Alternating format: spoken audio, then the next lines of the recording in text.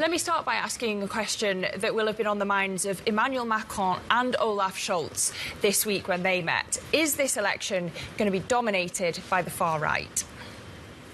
Well, first of all, thanks for having me. And I certainly hope this election wouldn't be dominated by the far right, but by the pro-European democratic forces who have been in the majority in the European Parliament for the past 5 years and who delivered really groundbreaking results when it comes to the recovery fund, to the swift response when Russia's brutal invasion of Ukraine happened, or when we mobilized jointly to protect our population against COVID. So I hope that there will be a pushback against the rise of the far right, and we will continue to grow as a strong and democratic European community. What should the policy pushback be to address that shift to the right? Whether it's the AfD in Germany, whether it's the leadership that you see now in Italy, in the Netherlands, and of course Marine Le Pen over in France, tapping into a wellstream still of discontent and polling very strongly, particularly when it comes to Marine Le Pen over in France. What is the appropriate response that you see that should be put in place at a European level? Well, I certainly think that the far right is strong because they are selling snake oil in a certain way. They are promising swift results and miracle solutions to problems which are deep and complicated. But I think it's very important to say that solutions and delivery has never come from the extremes.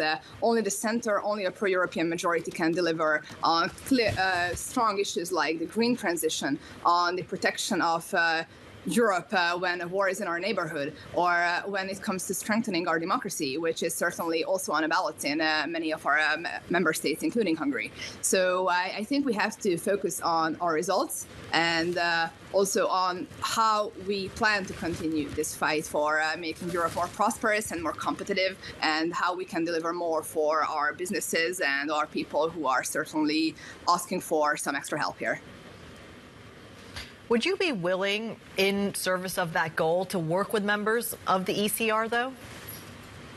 I think the Renew group has been very clear. The Liberal group is not open to coalitions with the ECR group or with the ID group. We are aiming to continue with the centrist majority, what we had in the parliament for the past 5 years, together with the EPP and the SND. And I certainly think that in the time of such a peril when many member states experience democratic backsliding, I hope that also the EPP is on board with keeping Europe on the centrist path, on the pro-European path that is based on the rule of law and our joint commitment to protect our people from the war and from the economic crisis that we have to step up against jointly. Are the EU's climate goals at risk in this vote? And how much has the climate agenda changed in Europe since the 2019 elections? I think this parliament has delivered major breakthroughs when it comes to the fight against climate change.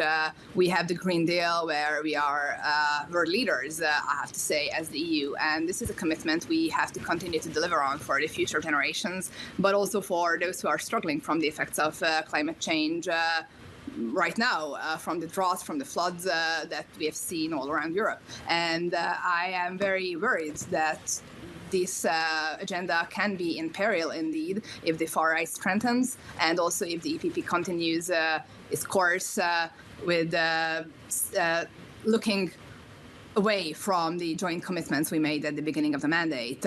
For us, it is crystal clear that we have to protect the green agenda, and we have to continue with a coalition that keeps on delivering for the sake of the planet. Katalin, you sit on the EU's Foreign Affairs Committee. You've been a member of the delegation in terms of relations with the US. What would a Trump presidency mean for the EU? Well, a Trump presidency would certainly mean that we have to play a stronger role on our own in the world. But it's clear that it's also the case if Joe Biden gets reelected.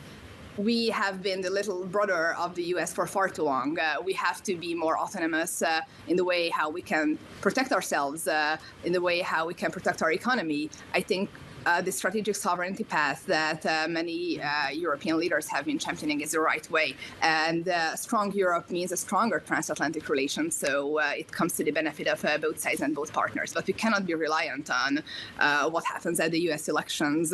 We have to be able to rely on ourselves as Europe. Well, at the core of that kind of consensus view in Europe, let's look inward for a moment.